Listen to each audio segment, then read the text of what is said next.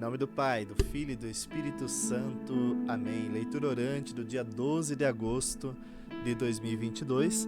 O nosso evangelho hoje é de Mateus, capítulo 3, Mateus, capítulo 19, versículo 3 a 12. Mateus 19, capítulo 19, versículo 3 a 12. Peçamos a luz, a força, os dons e carismas do Espírito Santo para bem vivermos a palavra no dia de hoje. Divino Espírito Santo, iluminai-nos. Divino Espírito Santo, iluminai-nos. Divino Espírito Santo, iluminai-nos. Proclamação do Evangelho de Jesus Cristo segundo Mateus. Glória a vós, Senhor.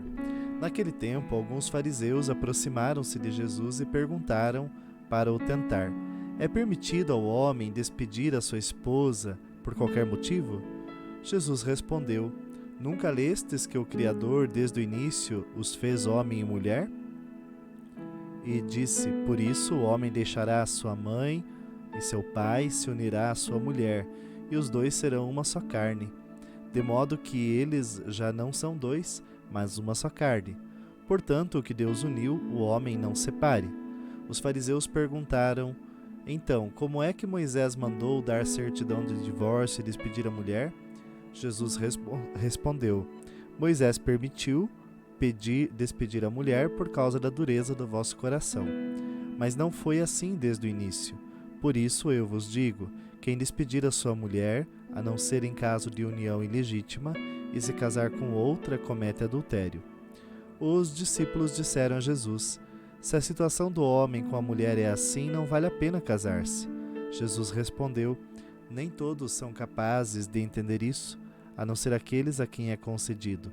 Com efeito, existem homens incapazes para o casamento, porque nasceram assim, outros porque os homens assim os fizeram.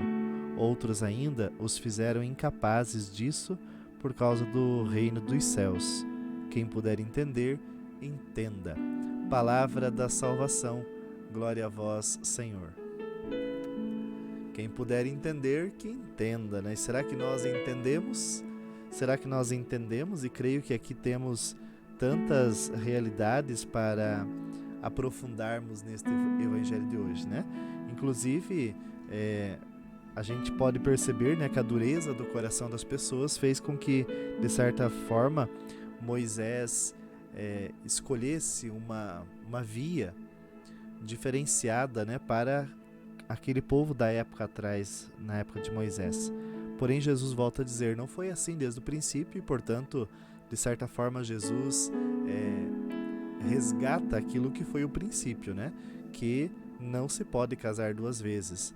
Essa mentalidade geral que nós temos hoje aqui, das pessoas, né, que vão, de certa maneira, querendo entender, adaptar as coisas.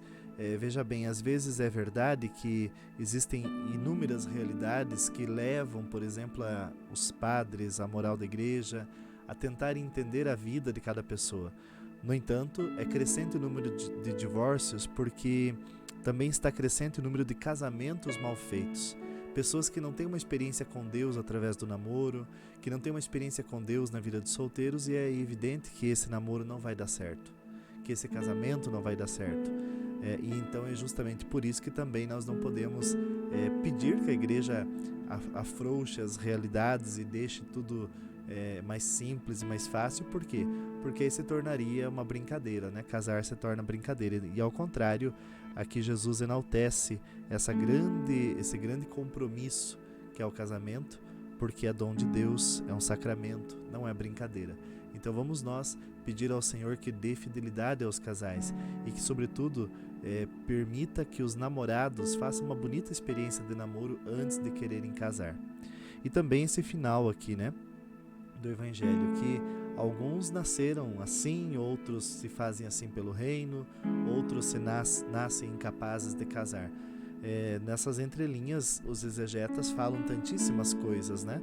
Tantíssimas coisas sobre, hoje em dia, sobre essa questão de celibato, a questão da vida de solteiro, a questão também do compromisso para com Deus na vida consagrada, na vida religiosa, na vida sacerdotal. Então rezemos e peçamos no dia de hoje a graça de Deus para sermos fiéis ao comando do Senhor, seja como solteiros, que vivamos bem essa dimensão, seja como casados, que vivamos bem essa dimensão. Façamos a nossa meditação. Será que nós temos vivido bem a nossa vocação, a nossa escolha?